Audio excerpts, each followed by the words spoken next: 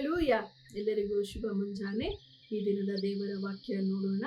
ಕೀರ್ತನೆ 135ನೇ ಅಧ್ಯಾಯದ 14ನೇ ವಾಕ್ಯದಲ್ಲಿ ಈ ರೀತಿ ಹೇಳಲ್ಪಟ್ಟಿದೆ, ನಿಜವಾಗಿ ಯೆಹೋವನು ತನ್ನ ಪ್ರಜೆಯ ನ್ಯಾಯವನ್ನು ಸ್ಥಾಪಿಸುವನು, ತನ್ನ ಸೇವಕರನ್ನು ಕನಿಕರಿಸುವನು.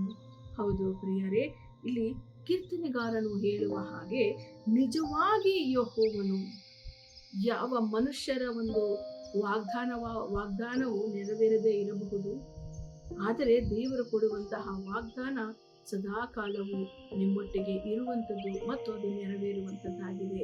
ಇಲ್ಲಿ ದೇವರು ಹೇಳುವಂತಹ, ಇಲ್ಲಿ ಕೀರ್ತನೆಗಾರನು ಹೇಳ್ತಿದ್ದಾನೆ, ನಿಜವಾಗಿ ಯೆಹೋವನು ತನ್ನ ಪ್ರಜೆಯ ನ್ಯಾಯವನ್ನು ಸ್ಥಾಪಿಸುವನು. ಹೌದು ಪ್ರಿಯರೇ, ನೀವು ದೇವರ ಹಾದಿಯಲ್ಲಿ ನಡೆಯುವಾಗ ಅನೇಕ ಅನ್ಯಾಯಗಳಲ್ಲಿ ನೀವು ಹಾದು ಹೋಗಿರಬಹುದು, ಆದರೆ ಹೆದರಬೇಡ್ರಿ, ಕುಂದು ಹೋಗಬೇಡ್ರಿ. ಯಾಕಂತಂದ್ರೆ ದೇವರೇ ನಿಮ್ಮ ನ್ಯಾಯವನ್ನು ಸ್ಥಾಪನೆ ಮಾಡುವಂತವನಾಗಿದ್ದಾನೆ. ನಿಮಗೆ ನ್ಯಾಯವನ್ನ ದೊರಕಿಸಿ ಕೊಡುವಾತನು ದೇವರಾಗಿದ್ದಾನೆ.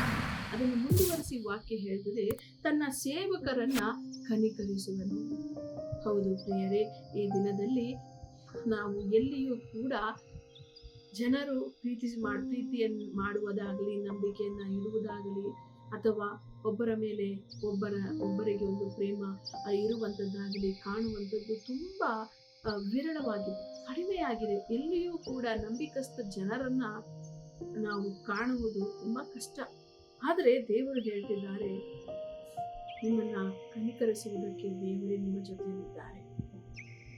ನಿಮಗೆ ನಿಮ್ಮ ನ್ಯಾಯವನ್ನ ನಿಮಗೆ ಕೊಡುವುದಕ್ಕಾಗಿ ದೇವರೇ ನಿಮ್ಮ ಜೊತೆ ಇದ್ದಾರೆ ಪ್ರಿಯರೇ. ಆದ್ದರಿಂದ ನೀವು ಕೊಂದು ಹೋಗಬೇಡ್ರಿ.